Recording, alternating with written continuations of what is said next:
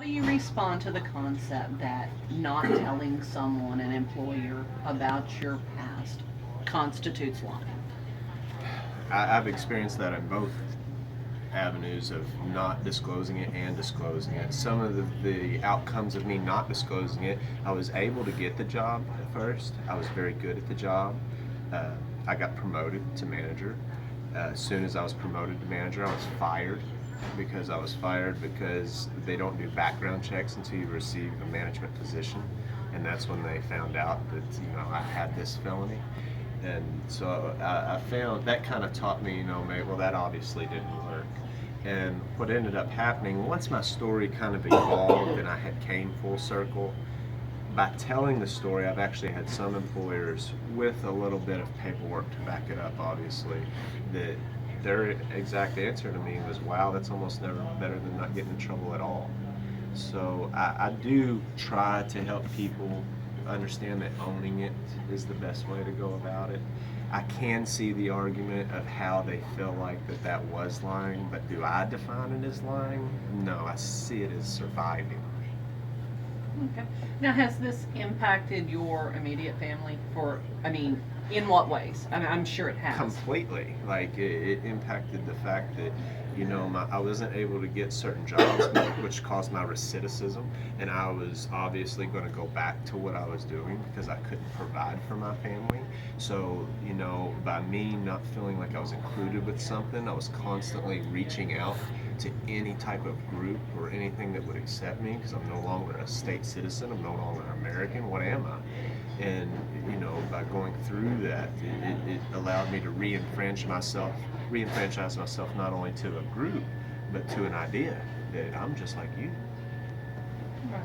Now, do you think that the prejudice and the issues with having a felony on your record are worse in this region, in the South, in the West, in the North? Or do you have an opinion about I that? have a very much opinion that Florida, Kentucky, and West Virginia are probably the worst three states you can live in if you're a convicted felon.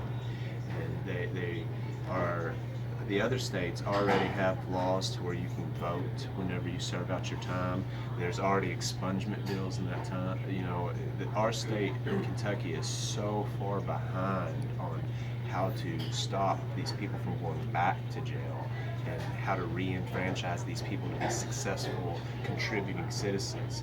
And unfortunately, we're probably in one of the worst states right now for a person to make a comeback and a turnaround. What would a support system have been for you had you come out and had a support system available? What would that have meant to you?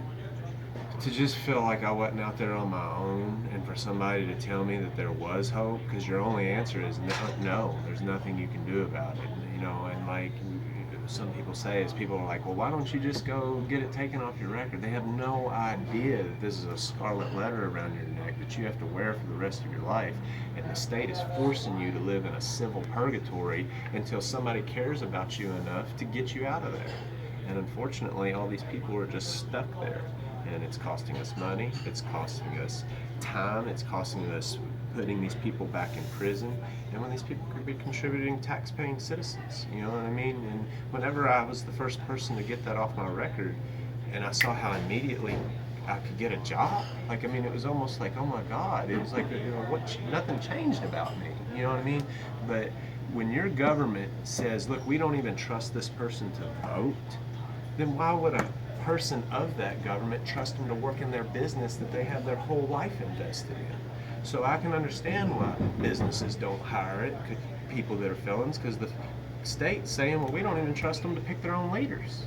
So that's where the prejudice comes from. And a lot of people want to blame, like, oh, people won't hire them. Well, their government won't even let them vote, so why would we hire them? So it's got to start with the government. Now, do you think if you'd had a stronger support system prior to the conviction that you would have not gotten it, or were you going to go that way anyway? Me, I have to touch the stove. You can't tell me it's hot. So the best thing that ever happened to me was my conviction. So that was going to happen. And thank God it happened before I hurt somebody else really bad or somebody else hurt me really bad, because I was either headed to prison or the graveyard. That was the outcome. And by God putting pause on me and making me have to go through that and actually having some time to think about things, was probably the best thing that could happen for me. Now, when I got out and found out that put a scarlet letter around my neck, I realized when I got out of jail, I was still in jail. So, I was headed that way anyway, but thank God that it did happen. Now, there's the concept of kids for cash, where, kids are put into systems where cash flow is generated. Do you think that applies to adults in the prison system? Absolutely. Like there's a strong lobby for private prison systems, and the more people that get arrested, the more money they get from the state. So if you keep the conviction rate high, well, they keep people in the prisons, and they're continuing to turn a profit, and then those profit dollars turn into lobby dollars. It's a self-feeding cycle. So what the problem is there shouldn't be any privatized part of rehabilitation for a state punishment, period. Is there a way to change that? Yeah. I mean, in the short term, not the long term. Well, you're going to have to remove programs such as CAPS, people that are privately funded, that rely on people that they have to pay this money or they're going back to jail. They just got out of jail and he don't even have a job. So you're going to put him back in jail because he can't make money to pay a private company more money? All you're doing is forcing that person. And I know that sounds like a cop-out. Like, you could get a job doing this or that. Well, maybe. You know what I mean? But sometimes not. And but not with people the felony on there. They're going to survive.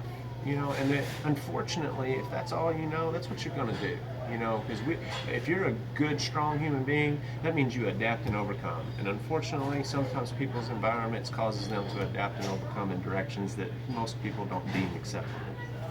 You have quite an impact in working with educating people and bringing them together, talent and just personalities for second chances. What is your ultimate goal with being part of this group? Change the world. It starts like I was told one time whenever I was talking to somebody, and they said that education was not the filling of a pail, but a lighting of a fire.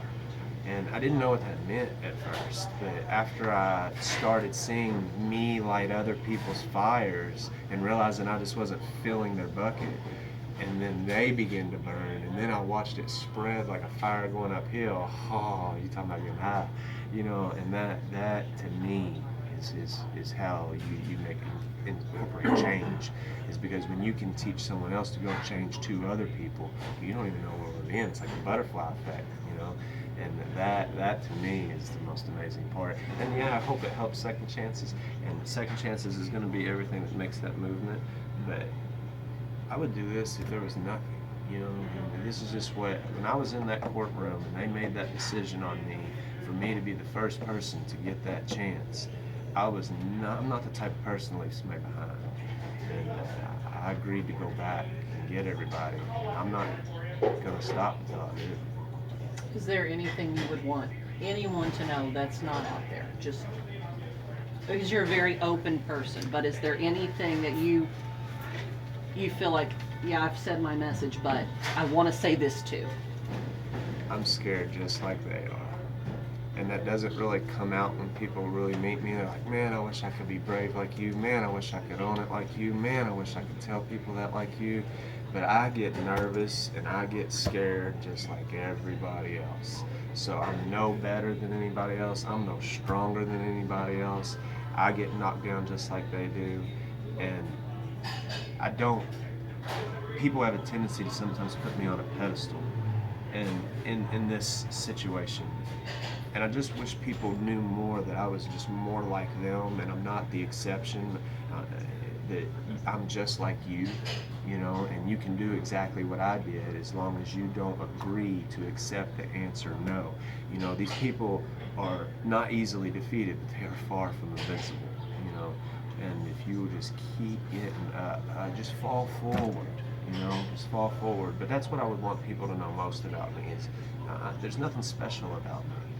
You know what I mean? I'm just a guy that you can't tell me no. And that's all they have to do. And if you can just hang on to that. I had no support system. I was homeless at one point. I had nothing. you know. And if you just keep on doing that, that's what'll get you through. There's not a special time or perfect timing or anything like that. You have to create the perfect time, and that's what I'm trying to do here, you know. And I'm trying to create that environment to foster that to grow. Thank you. You know.